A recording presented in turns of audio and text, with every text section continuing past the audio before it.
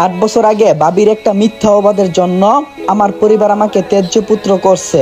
আমিও খুশি মনে তাদেরকে ছেড়ে চলে এসেছি। এবার আমার পরিচয়টা দিয়ে দেই, আমি সাজ্জাদ আহমেদ। চাকরি বলতে আপাতত নিজের একটা কোম্পানি আছে, অফিসের একটা কাজে আবার রাজশাহী যেতে হচ্ছে। সকাল সকাল স্টেশনে গিয়ে টিকিট কেটে নিজের সিটে গিয়ে বসে পড়লাম।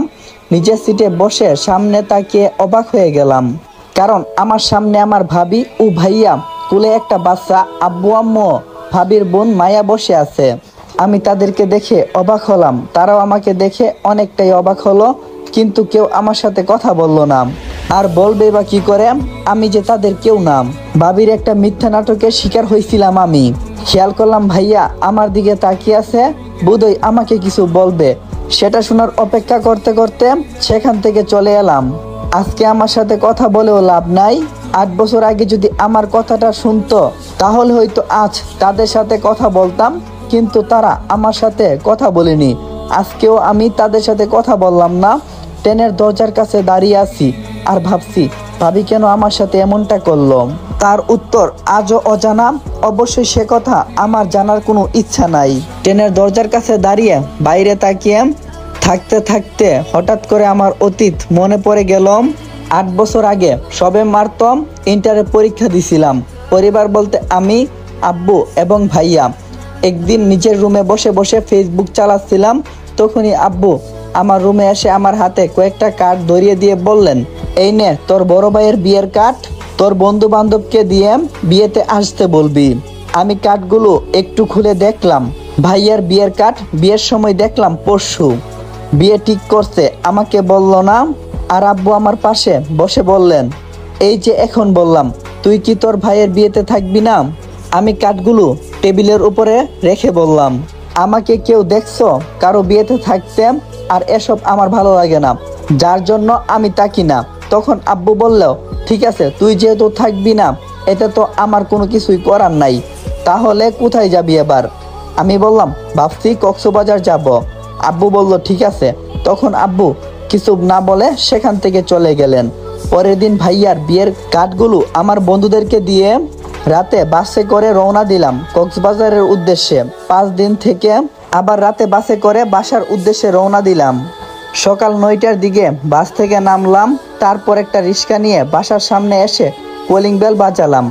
একটু পর কেউ একজন এসে দরজা খুলে দিল। এটা আপাতত কোনো মেয়ে। মেয়েটিকে প্রথম দেখেই আমি হা হয়ে গেছি, একদম পরীর মতো দেখতে।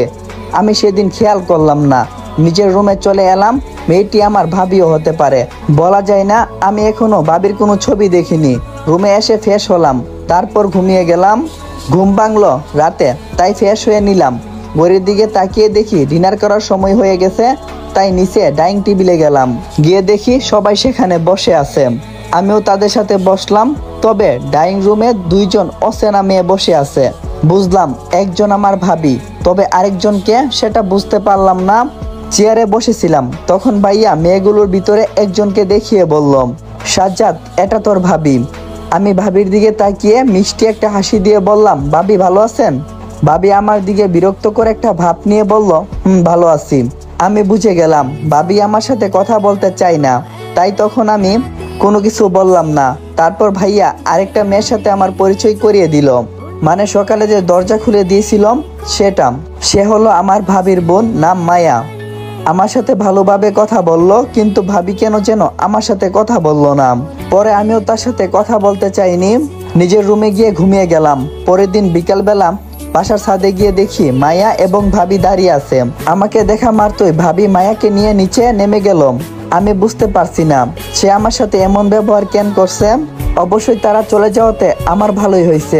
একা একা ছাদের উপরে দাঁড়িয়েছিলাম, তখন মায়া আমার পাশে এসে দাঁড়িয়ে বলল, কি করছেন? আমি মায়ের দিকে তাকিয়ে বললাম, কিছু না, এমনি দাঁড়িয়ে আছি। তখন মাইয়া কিছুটা হাসি দিয়ে বলল, আপনাকে একটা প্রশ্ন করতে পারি? আমি মনে মনে বললাম, যখন থেকে এসেছেন প্রশ্নই তো করছেন, আবার জিজ্ঞেস করা লাগে যে একটা প্রশ্ন করব? আমি কিছু বলি না দেখে আমার বাম কাঁধে ধরে একটা ঝাঁকুনি দিয়ে বলল, কি হয়েছে, কিছু বলছেন না কেন? তখন আমি মায়ের দিকে তাকালাম, তারপর বললাম,